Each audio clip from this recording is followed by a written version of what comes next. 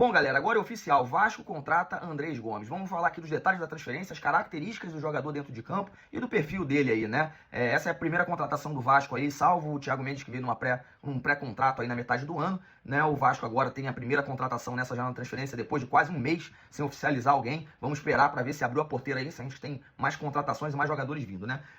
Quem deu essa primeira informação aí foi o jornalista francês Loctanzi, né, que o Vasco acertou de fato a contratação do jovem atacante colombiano, e conforme o Vene Casagrande, né, o acordo é por empréstimo com compra engatilhada, ou seja, o Vasco será obrigado a contratar o jogador depois no final do empréstimo. Algo que não parecia muito provável, já que o Rennes queria que o Vasco já comprasse o passe do jogador. Mas aí o Admar Gomes estava lá, né, na França, conseguiu resolver essa situação, e agora o Vasco consegue pelo menos o empréstimo até o final da temporada, né, com gatilho aí de compra.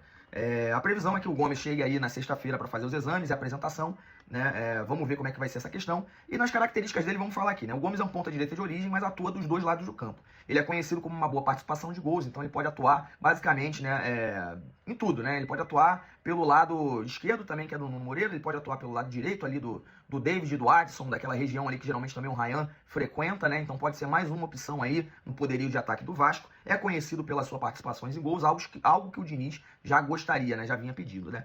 O jogador ele foi revelado pelo Millonarios da Colômbia, estreou como profissional em 2021, em 2022 ele virou titular absoluto, jogou 49 partidas, marcou 12 gols e conquistou a Copa da Colômbia. Em 2023 ele foi vendido para o Real Salt Lake, dos Estados Unidos, né? Por lá ele teve seu auge, teve 30 participações diretas em gols em 65 jogos. Em 2024 ele foi o terceiro atacante com mais participações em gols na liga, apenas atrás de Messi e Boanga.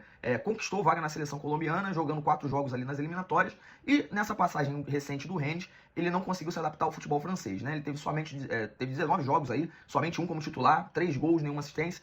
Então, como é um jogador jovem, eu acredito que também a staff estava vendo uma renovação de ares, até pela questão para ter uma minutagem também maior na seleção colombiana, né? É um jogador que vinha em ascensão e no futebol francês ele não se encontrou. Então, muito provavelmente ele vê o Vasco como essa oportunidade para poder tentar se achar no futebol brasileiro e evoluir o seu futebol, né? Agora o Vasco espera aí a questão da vinda dele para fazer os exames, para poder, né, de fato assinar, e como dito anteriormente no começo do vídeo, ele deve chegar aí nessa sexta-feira para a gente ver e fazer esses exames e poder, de fato, assinar o contrato com o Vasco. Mas e aí, torcedor, o que você achou dessa contratação, a primeira do Vasco nessa janela de transferência, tirando, óbvio, o Thiago Mendes, né, que veio num pré-contrato?